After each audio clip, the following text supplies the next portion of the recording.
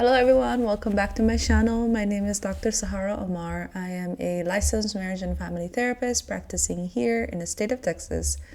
And today's video, I wanted to share with you guys this specific tool that I teach to a lot of my clients, especially when our brain used to kind of drift away into being in spaces that it shouldn't be. Outside of what I taught you guys in the past about the grounding technique with my video about psychosis, this is another way to also ground ourselves and come back to reality as soon as possible when we realize that we're drifting. And this technique is called focusing on what you can control. Most of us human beings, we are taught to think ahead and kind of daydream a little bit more and be productive in that space of just thinking ahead and planning ahead and making sure that you're a little bit more planned out in that way. So most of us, we will find ourselves constantly focusing on things that we have no control over. And our challenge in our own healing journey is to learn how to keep coming back down to what we can control, which eventually helps us to stay grounded in reality. Okay, so I created this diagram just so you guys can see when we say focusing on what you can control. Typically we're talking about things like your bedtime habits, like what time you go to bed, what time you wake up, eating habits, what time are you eating 2 meals a day minimum, right? And what times are you eating those meals? What are you thinking about? That's one thing that you can control as well too, so that way you can check yourself. Why am I spiraling right now? Why am I thinking about this? Also how you're feeling emotionally, come back down to what are your emotions right now? Why are you feeling this way? Also hobbies, if you have hobbies, kind of leading into your hobbies and kind of exploring a little bit more, and also refining those skills and kind of leaning into it a little bit more, like I said, where you're becoming good at your hobbies.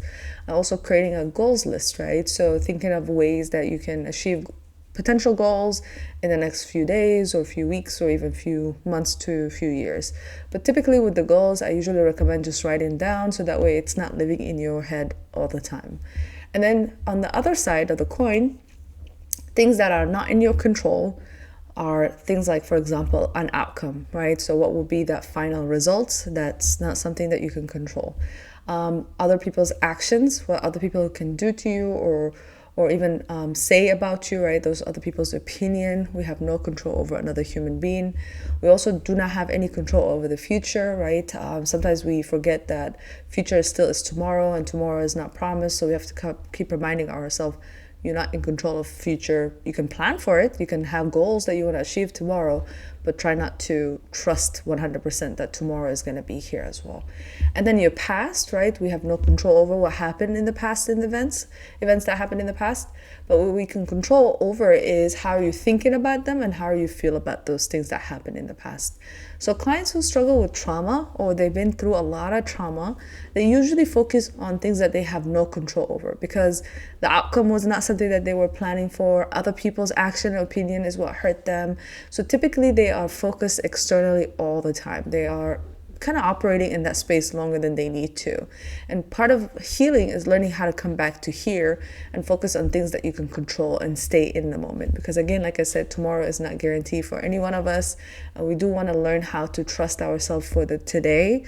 Every day is a new blessing in itself, right? So, and not so much stress about things that you want to do tomorrow. Again, it's that balance. It's a sweet spot between planning for the future but not living in the future, where majority of people will like to most likely kind of think in the future and kind of live in the future. That causes a lot of anxiety and we don't want to experience that anxiety. So as you're grounding yourself, as you're learning how to come back to you and trust you, keep thinking about what is in your control and what is not in your control. And if something is not in your control, it's not on this list, see if you can step out of it and kind of replace it with what you can control in general. I hope you guys liked the video. Feel free to hit that thumbs up. Make sure that you also share this video with other people and feel free also to leave a comment. I'll see you guys in the next video.